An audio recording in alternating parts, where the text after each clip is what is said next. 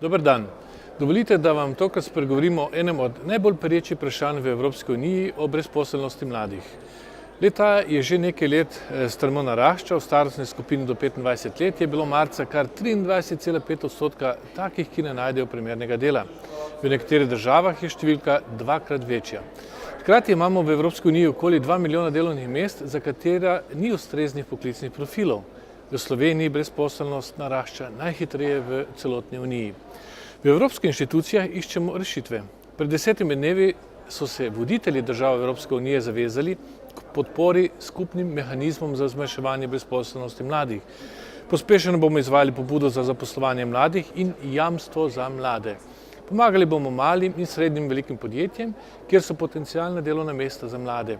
Predvideni so ukrepi za bolj kakovostno vajeništva in pripravništva ter učenje na delovnem mestu. Okrepili bomo tudi program Tvoja prva zaposlitev EURES. Z jamstvom za mlade naj bi poskrbeli, da bo vsak mlad brezposelni po največ 4 mesecih našel zaposlitev ali se ponovno vključil v izobraževanje ali usposabljanje. V okviru pobude za zaposlovanje mladih pa se bomo v začetku naslednjega leta začela tudi prva direktna izplačila regijam Evropske unije, kjer stopnja brezposelnosti presega 25%. Čeprav tega kriterija celotna Slovenija še ne dosega, pa bo pomoč izjemoma prejela tudi sama. Za pobudo bo Evropska unija namenila 6 milijard evrov. Menim, da so vsi ti mehanizmi nujno potrebni in vesel sem, da celotna Evropska unija sodeluje pri reševanju tega problema. A obenem pa mislim, da za trajno rešitev potrebujemo celovitejši pristop. Da bi vsem mladim pomagali najti kakovostno zaposlitev, je potrebna ustrezna gospodarska klima in več investicij v nova delovna mesta. Za ponoven zagon gospodarstva pa je tudi nujen pogoj kakovosten šolski sistem.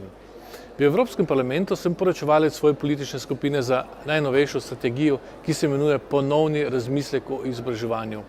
Prepričan sem, da morajo mladi med izobraževanjem pridobiti predvsem tista znanja in spretnosti, ki jim bodo omogočale, da bodo lahko našli zaposlitev. Evropska unija in predvsem Slovenija potrebujeta trdno koalicijo izobraževanja, raziskovanja in pa gospodarstva. Le v takem okviru lahko spodbudimo večje zanimanje za tako imenovane STEM poklice z področja naravoslovja, tehnike, inženirstva in matematike.